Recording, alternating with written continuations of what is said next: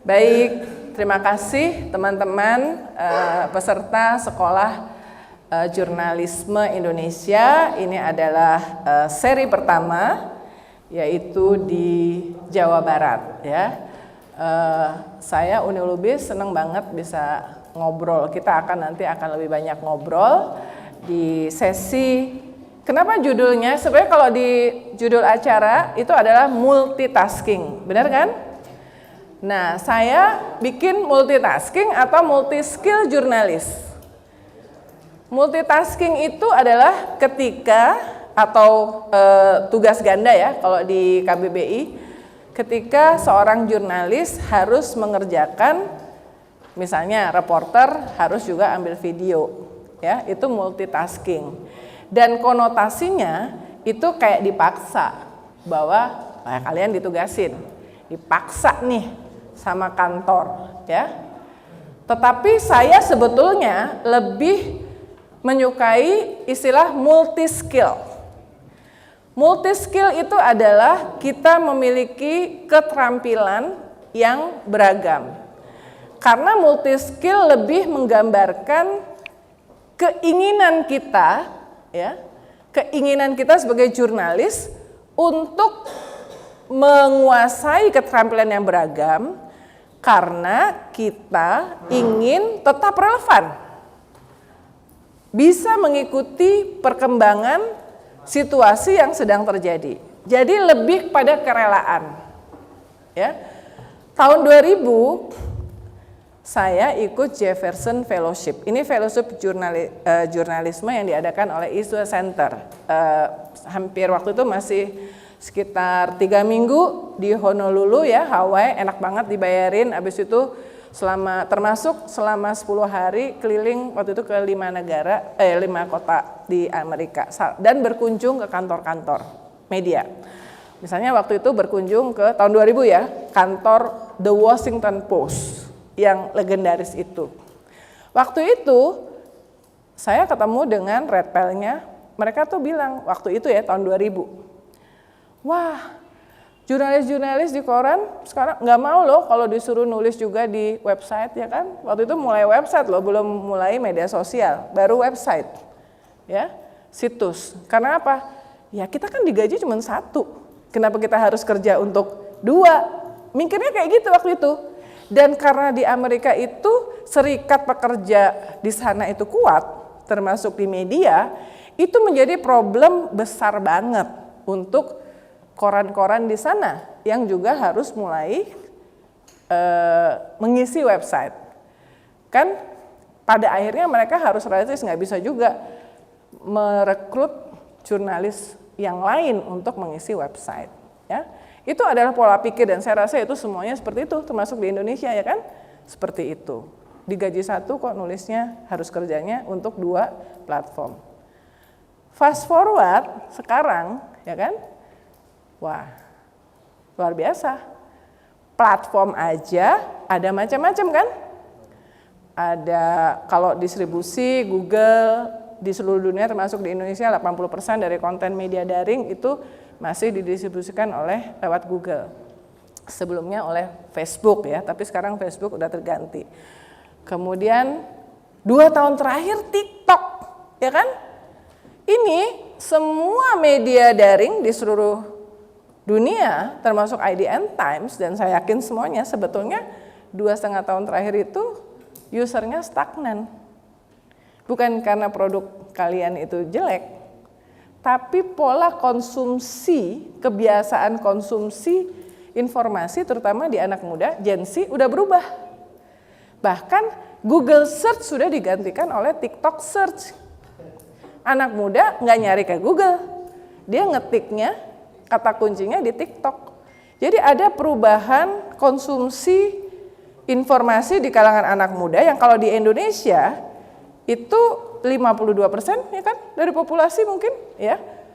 Di Pilpres pemilu ini kita ngeliat tuh bagaimana semua paslon ingin memenangkan suara anak muda di Gen Z, bener nggak? Sampai di situ aja, nggak perlu gua terusin contohnya. Ini bukan forum politik, tapi itu fakta. TikTok. Dan TikTok itu di Indonesia Per akhir 2023 karena orang TikTok datang ke kantor 2 minggu yang lalu dia update 125 juta pengguna di Indonesia. Nomor 2 di dunia sudah Amerika.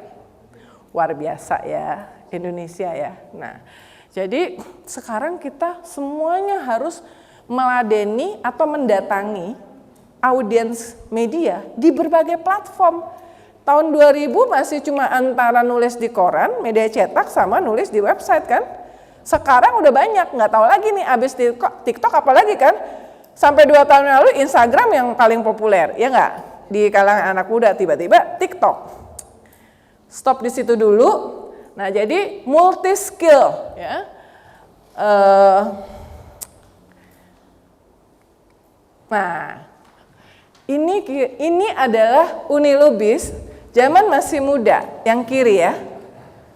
Peliputan sidang Majelis Umum PBB New York tahun 2008. Saya itu dulu nggak senarsis sekarang loh, ya. Sedemikian sehingga fotonya yang gue lagi ngeliput di lapangan, yang gue temuin cuman ini yang lama, ya. Sebetulnya saya sejak tahun 2004 itu sudah, bahkan sebelumnya 2002, waktu itu di TV 7, saya udah menjadi video jurnalis, meskipun kan saya sebetulnya reporter ya, meskipun Pemret, Pemret itu kan tetap reporter lah, ya kan. Jadi Pemret ya tetap harus reporter, nggak bisa cuma nyuruh-nyuruh doang, ya kan. Nah, kenapa? Karena waktu itu hanya TV berita yang punya 2 kursi di pesawat kepresidenan. 2 kursi itu artinya reporter dan kamera person. Karena saya kerja di TV 7, ya cuma jatahnya 1, yang lain juga. Tapi saya kerja di TV. Sebenarnya TV itu audiovisual kan? Ya berarti kan saya harus jadi videografer juga. Waktu itu bawanya PD 170 Sony. Laptopnya Hewlett Packard yang berat banget. Jadi selama kalau liputan presiden itu biasanya 2 minggu karena pergi ke 3 atau 4 negara. Jadi biasanya di belakang tuh seharian itu bawa ransel yang isinya kamera PD 170, laptop yang tebel banget itu zaman itu ya. Kemudian tripod ya. Jadi itu minimal 30 kilo seharian ya. Liputan presidennya masih tidur, kita mulai jam 9, tapi kita udah harus jam 6 standby di lobi hotel. Dan baru selesai jam 10, tapi abis itu nggak tidur, apalagi kalau di Eropa atau di Amerika yang beda 12 jam, karena habis selesai acara, nyampe hotel, kita harus kirim gambar. Zaman itu belum ada internet, jadi harus file ke EPTN, kantor berita. Bayar 10 menit, itu $400, ya. Jadi kita harus ngedit, jadi saya waktu itu sebelum berangkat, itu pasti saya diajarin sama kamera person gimana caranya nge-cut, karena yang dikirim itu kan cuman paling 1 menit ya, enggak, karena kita cuma dapat nge-filenya juga cuma dapat 10, jadi seringkali bahkan hangus karena acaranya molor. Diajarin bisa Uni Lubis, tapi begitu nyampe di Indonesia lupa, karena kan kerjaan gue yang sehari-hari bukan ngedit dan bukan ngambil gambar. Nah, tapi nanti bulan berikutnya ada liputan lagi, saya minta diajarin lagi. Tapi bisa, ya. Jadi bahkan 2002 itu multitasking sudah saya dan teman-teman lakukan. Setidaknya itu pengalaman saya ya, 2002, Megawati jadi presiden. Pak SBY juga ya, ini kan zaman Pak SBY nih 2008 ya, dan liputan sendiri ya, begitu udah ada internet. 2013 APEC di Vladivostok Rusia, saya udah nggak bawa kamera lagi, bawanya handphone ya. Saya di Antv dan FIFA. Nah, jadi FIFA itu lahir tahun 2008 kalau saya nggak salah.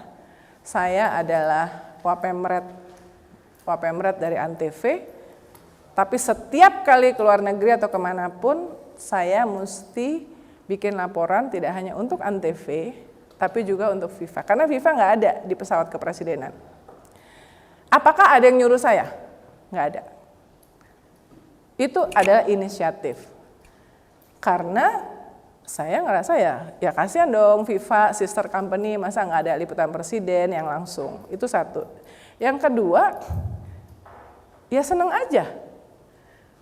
Saya ini kan dasarnya 33 tahun lalu mulainya sebagai wartawan majalah kan. Jadi saya lumayan oke lah sebagai jurnalis teks ya. Jadi nulis berita tuh kecil lah ya, gampang lah gitu karena udah biasa. Jadi nggak apa-apa, produktif. Sampai Pak Narawi dulu kepala biro di sana, kalau ngundang Mbak Uni mah enak, efisien, efektif. 2 minggu ada berita 2 di TV per hari, 35 sampai 40 berita di FIFA. Jadi ngirit, ya kan? Nah, jadi kalau saya tuh senang karena berarti nama Uni Lubis ada di mana-mana. Ya, jadi teman-teman ya, paradigmanya kalau harus multi skill atau multitasking, saya berharap jangan menganggap itu sebagai beban. Anggap itu supaya nama kita ada di mana. Tadi kan saya cerita, sekarang sejak tahun 2021 ada It Google. Ya. Ketika nama kita selalu muncul di algoritma Google, otoritatif, dipercaya karena kita bekerja untuk media, rank kita di Google itu naik. Pembacanya pasti akan naik. Jadi lihat dari perspektif meningkatkan kredibilitas kita dengan nama kita ada di mana-mana. Ya.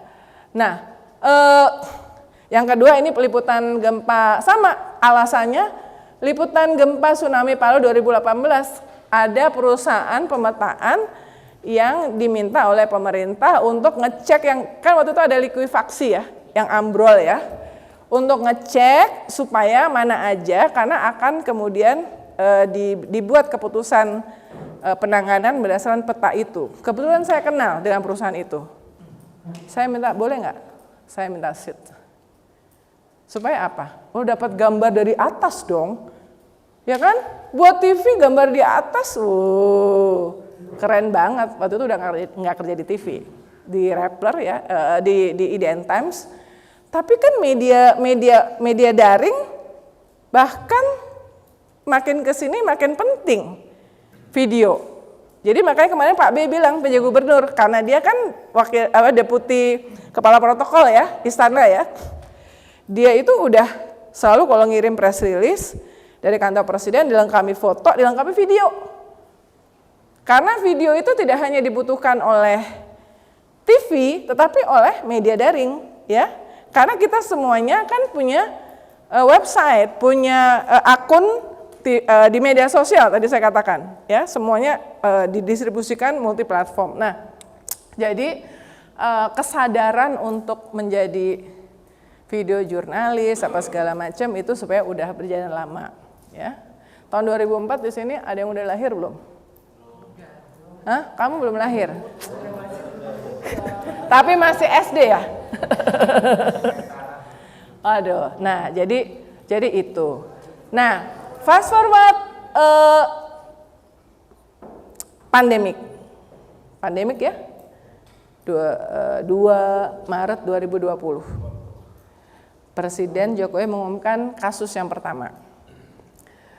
Saya ingat kami di IDN Times mulai work from home tanggal 4. Kenapa tanggal 3 semuanya disuruh masuk kantor, ngambil barang-barangnya, kita akan work from home, kita nggak tahu, mau setahun, 2 tahun kan nggak tahu kan. Tetapi minggu itu juga, karena di IDN Times itu ada OKR, Objective Key Result atau KPI lah. Semua jurnalis, mulai dari pemretnya sampai reporter, wajib untuk wawancara khusus minimal 1 sebulan. Apa yang terjadi? Semuanya belajar live Instagram. Ya kan? Live Instagram, karena kita nggak bisa wawancara ketemu kan. Kalau Zoom, Zoom itu nambah kerjaan videografer, karena harus diedit lagi. Tapi kalau live Instagram begitu selesai, kan langsung di share. Jadi ngalamin tuh kayak yang dialamin oleh Anies Baswedan kemarin waktu live TikTok pertama tuh ya. Gimana ya ngakhirinnya, terus hilang, nggak ke-record ya kan. Nah itu adalah proses yang dialami oleh Unilibus dan semuanya tim IDN Times. Artinya ada keterampilan baru yang harus dipelajari oleh jurnalis karena pandemik. Sekarang ada TikTok pula. Jadi ini saja secara singkat udah menggambarkan bahwa multi-skill jurnalis dengan beragam keterampilan itu sebuah keniscayaan. Karena kalau enggak, ini sedihnya. Sekarang ini bahkan media besar di Indonesia pun mengurangi karyawan, ya kan? Mengurangi karyawan. Kalau misalnya harus mengurangi karyawan, pilihannya apakah yang bisa multi skill dipertahankan atau yang cuma bisa merekam, transkrip, membuat berita. Ya. Sekarang itu media masih punya kayak IDN Times masih punya 9 videographer. Jadi artinya tidak menjadi kewajiban ya, tetapi untuk wawancara, talk show segala macam masih ditangani oleh mereka. Tapi reporter SOP-nya setiap ke lapangan begitu sampai langsung kirim 4 foto kanalistikal ya, ada minimal 3, bikin video 1 menit, baru kemudian dia ngeliput teks. Jadi semuanya SOP liputannya IDN Times seperti itu karena apa? Karena kami harus melayani dan mendistribusikan konten di semua platform media yang ada. Ya, tapi untuk yang lebih kayak paket liputan apa segala macam, ya pakai teman videografer, itu pun kurang 9. Tapi kalau misalnya harus dari layoff, tentu dipilih kan. Wah yang ini nggak bisa live Instagram, ini nggak bisa ini segala macam. Mudah-mudahan itu nggak terjadi ya. Tetapi sudah terjadi di media-media yang lain. Dan pasti salah satu pertimbangannya untuk pada saat mengurangi adalah yang keterampilannya dianggap kurang dibanding. Pahitnya itu adalah yang dipilih itu adalah ibaratnya yang bisa ngerjain pekerjaan 2 atau 3 orang. Itu pahitnya. Tapi itu adalah fakta. Fakta-fakta yang brutal. Nah mungkin ini saya cuman karena di tujuan khususnya, tujuan umumnya kira-kira meyakinkan teman-teman bahwa multi skill beragam keterampilan itu adalah yang keniscayaan ya. Lanjut, yang ini gue cuma mau jelasin 5 menit aja biar kita langsung diskusi ya. Lanjut. Oh sorry, maaf. Maklum udah 56 tahun, lupa. Nah sebetulnya ini semua proses yang, maaf bahasa Inggris ya, karena nggak sempat menerjemahkan, tapi kadang-kadang ada kata-kata yang kalau di bahasa Indonesia kan Mas Iman kepanjangan gitu ya. Misalnya kayak sosialis jadi panjang. Social listening itu sebetulnya mendengarkan suara-suara yang ada di media sosial ya, suara netizen. Nah, ini kan proses yang mungkin tidak hanya di IDN Times ya. Ini adalah proses kerja ya, sehingga yang membuat kita ini harus multi skill. Ya, pertama reporter. Kalau di IDN Times kami punya lebih dari 60.000 community writers. Jadi community writers itu bisa kita data mining. Ya, community writers itu menulis setiap hari 200 dan dia menulis sesuai dengan yang dia mau karena dia bukan jurnalis, tapi kita kurasi editorial jurnalis. Tapi dari apa yang mereka tulis, kami di redaksi itu bisa oh ternyata yang lagi disukai sama milenial dan Gen Z itu ini. Karena mereka menulis tanpa disuruh, tanpa penugasan. Mereka menulis karena mereka pakai blogger, tapi kita fasilitasi. Jadi kan itu berarti mereka ngelihat nih, oh yang gue lagi pengen nulis tentang drama Korea ini nih, gue lagi pengen nulis tentang Fedi Nuril yang lagi lagi trending di X, itu kan nggak disuruh, tapi mereka melihat kayaknya ini menarik nih buat saya. Nah saya itu kan bisa mewakili ribuan anak muda, ya. Yang menjadi halayak dari media kita. Sebenarnya bukan cuma IDN Times yang menargetkan milenial dan Gen Z, saya yakin semua media kalian juga gitu. Karena yang baca media daring kan usia lebih muda kan. Nah, jadi ada proses, kemudian kalau di kami platform IDNF ada Q&A, jadi data mining di situ ya. Kemudian big data processing, fact checking. Dari semua suara-suara informasi yang diterima dari manapun termasuk media sosial selalu ada cek fakta. Kemudian ada analisis sentimen, seperti mirip-mirip dilakukan Drone Emprit ya kan? Drone Emprit tahu kan? Ngikutin kan? Ismail Fahmi, dia membuat social network analysis. SNE. Kita juga di media melakukan social network analysis. Sentimennya apa? Oh, yang paling gampang kalau nggak pakai ilmu khusus, lo dengan melihat Google Trend, Google Analytics itu adalah bagian dari sentiment analysis. Itu yang semuanya orang bisa akses kan, termasuk X-Trend ya. Kalau di Facebook itu CrowdTangle ya kan, itu adalah sentiment analysis. Noise filter, mana yang misinformasi, yang hoax, mana yang bukan. Kemudian kurasi editorial ya, kemudian ini kira-kira ya.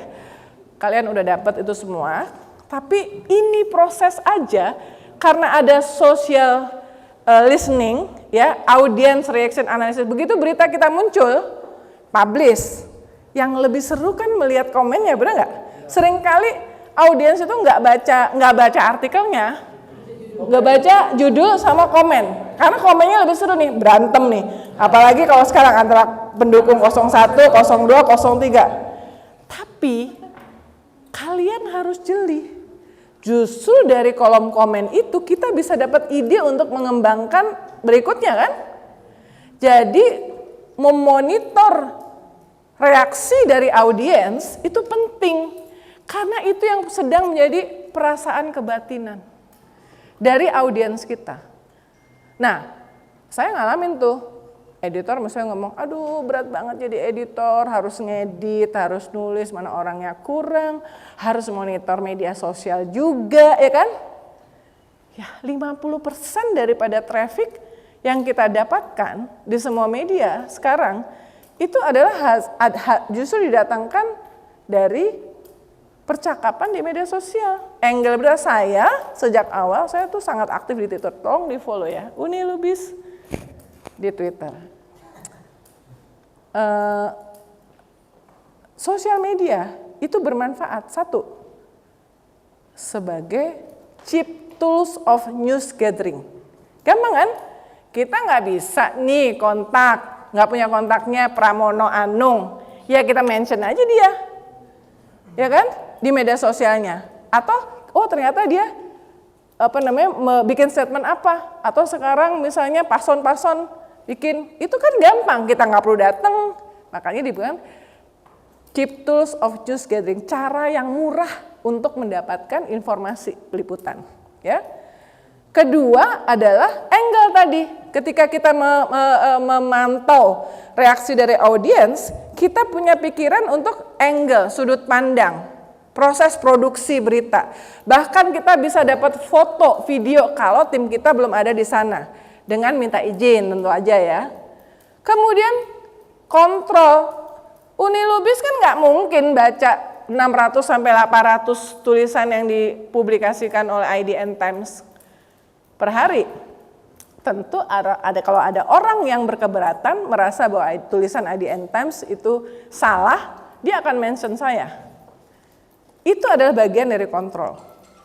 Makanya sebagai pemret, saya menganggap social media listening itu sangat penting.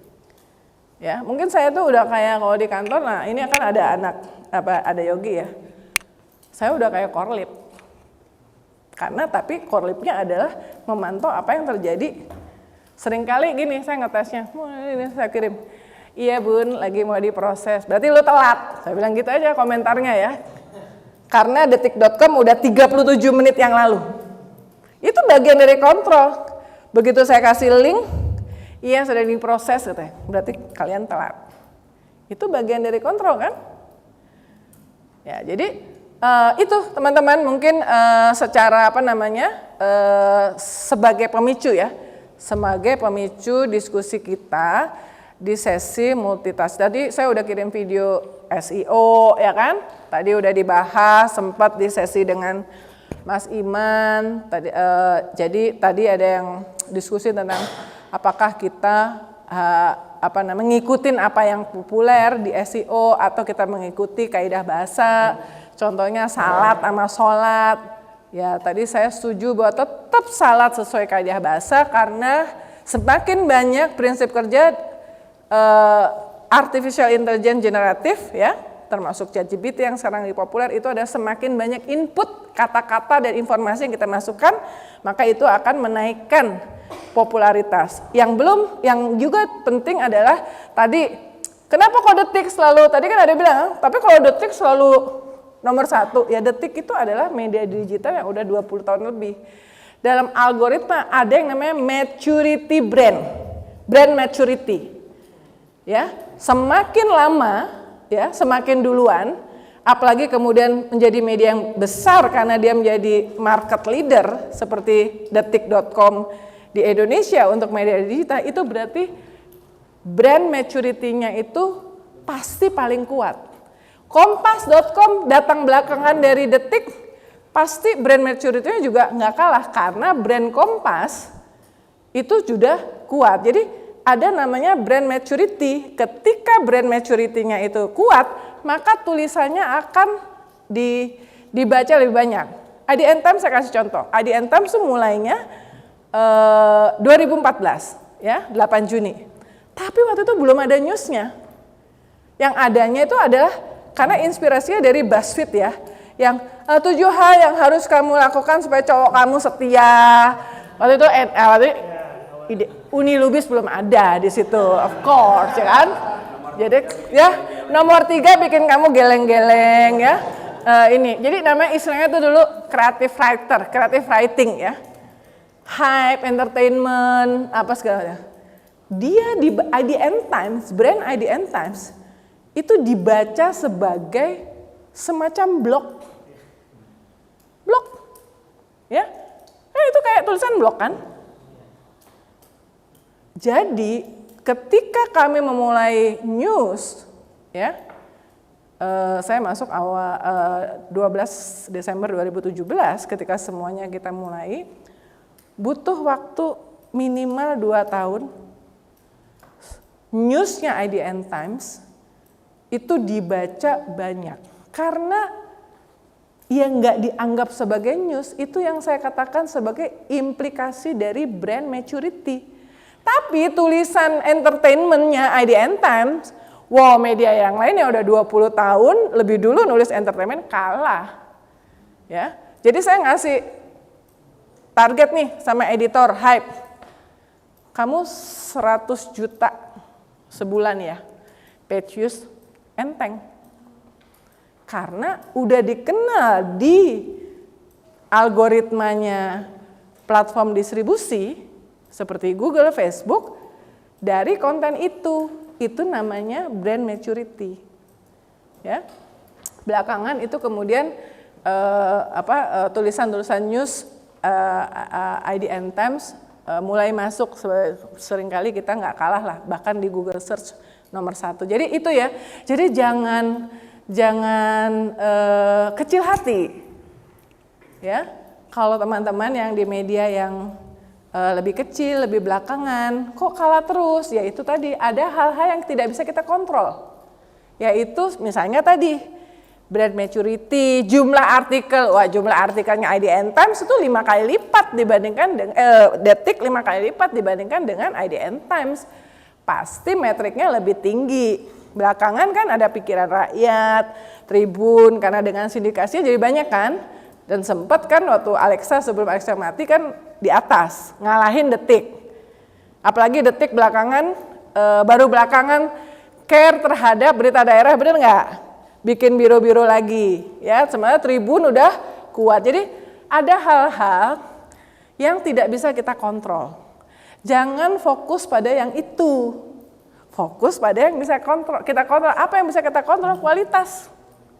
Kualitas tulisan. Supaya kita nggak kalah sama mesin. Bagian terakhir dari slide saya adalah ChatGPT, generative AI, kompetitor atau peluang, ya. Nah, ini contoh nih kehebatan ChatGPT. Artikel di IDN Times.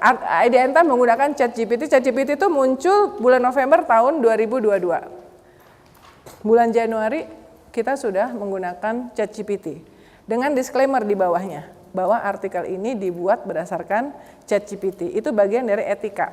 Ya, jadi audiens tahu. Contoh, prom ini membuat pertanyaan ya. Tolong berperan seolah kamu adalah penulis di IDN Time dan buatkan artikel dengan judul nih. 5 kerusakan smartphone yang umum. Itu diketik. Di sini siapa yang pakai ChatGPT? Yang udah pakai ChatGPT siapa? Udah ya? Tapi belum banyak kan? Tuh hasilnya tuh jadi tuh. Dan ini tuh jadi dalam waktu 20 detik. Keluar dari ChatGPT. Tapi harus dikurasi oleh editor. Kira-kira nambahnya tuh cuma 10 menit.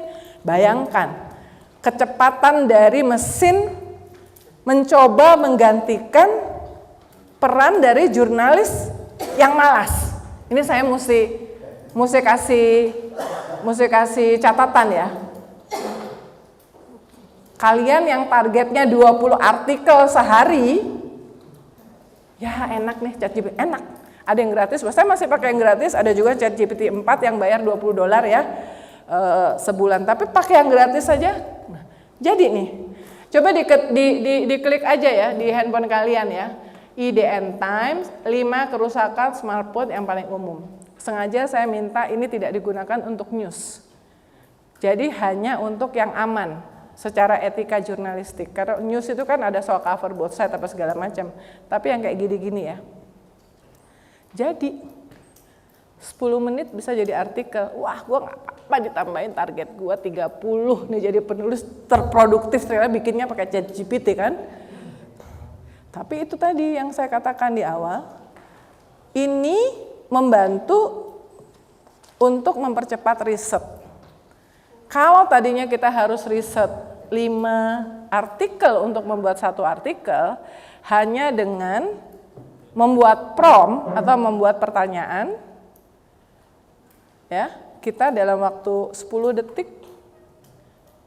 kemarin saya nunjukin sama Bang Mara Sakti kok, ya nggak sampai 10 detik itu langsung muncul panjang, bisa untuk 300 sampai 400 kata, tapi tanpa kutipan, ya.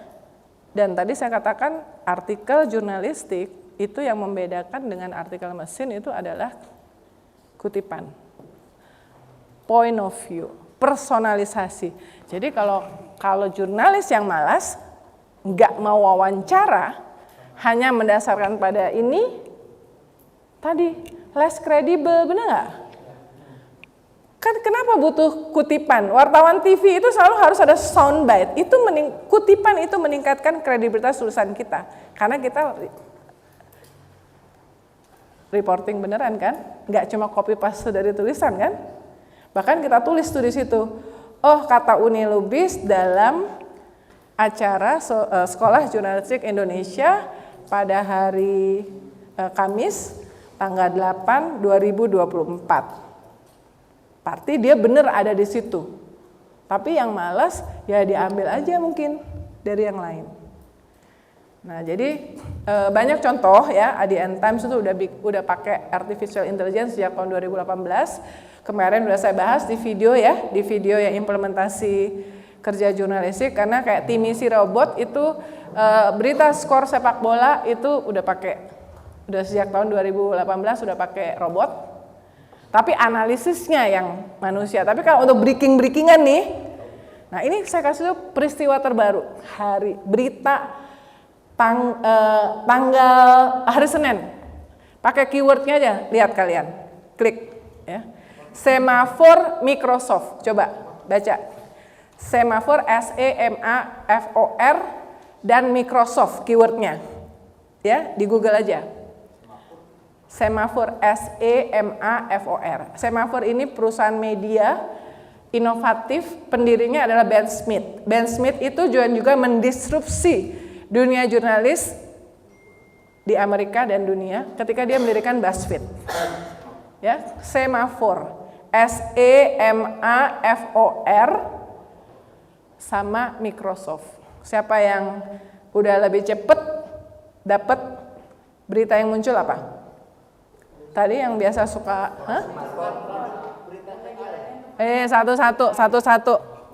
satu-satu apa ya? Microsoft gandeng smartphone dan media lainnya untuk memanfaatkan AI dalam berita. AI-nya apa? Lebih persisnya?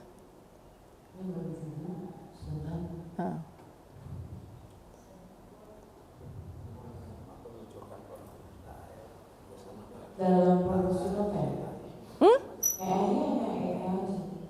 Itu berarti kalau baca tadi saya sebenarnya udah banyak berita dalam Indonesia. Jadi dia buat Semapur itu menciptakan namanya Signal. Dibiayain oleh Microsoft. Signal itu apa? Konten breaking news. Bentar lagi nih kalau kita males nih, breaking news aja udah nggak perlu kita. Karena apa? Ini alat fitur mengcrawl informasi. Saya ingat breaking news bom di Solo tahun berapa tuh?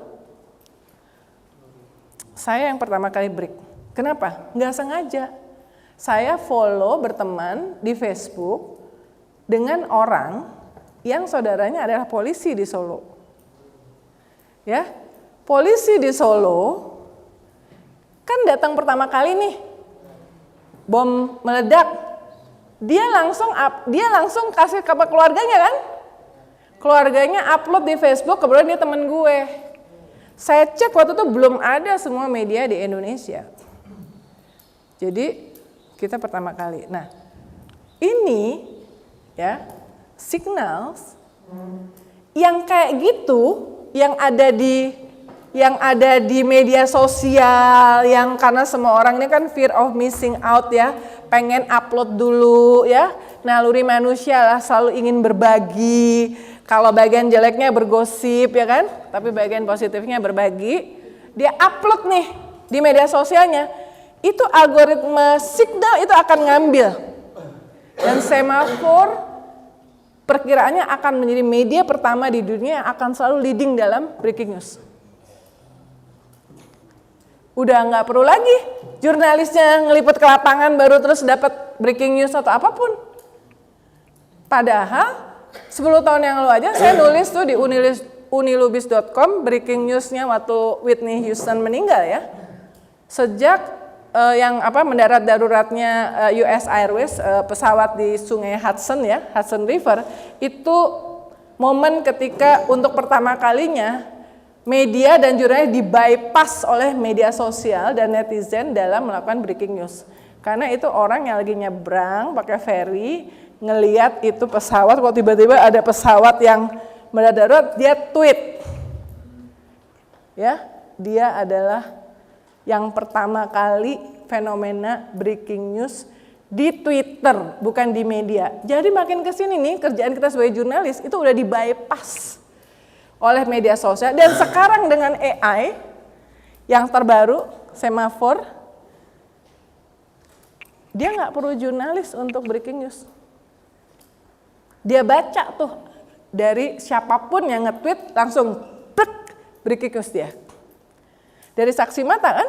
Karena yang selalu apapun mau di-upload di Instagram atau di X atau di TikTok itu adalah saksi mata kan biasanya yang ada di situ. Bayangin. Ya tapi jangan khawatir.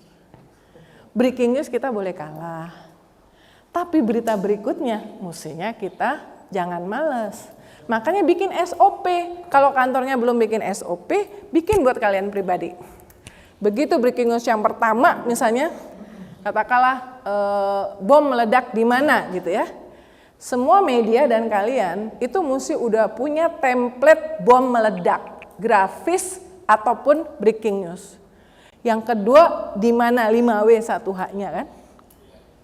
Jadi itu kalian minta ke kereta tabrakan, itu udah minta grafisnya. Jangan nunggu kejadian. Jadi apa? Antisipasi, memikirkan. Jadi hal-hal yang sering muncul itu mesti kita bikin. Jadi kalau gempa bumi, ya Uni udah ada artikelnya di IDN Time. Hal-hal ini yang perlu kamu lakukan pada saat gempa bumi, itu namanya artikel SEO kan selama ini kan, by moment kan. Green timeless artikel, mesti evergreen, mesti dibanyakin. Dan itu pasti berdasarkan ada data, ada wawancara, segala macam. Begitu itu muncul langsung zep, langsung dimasukin. Dan itu peran kita. Sampai di sini saja ya.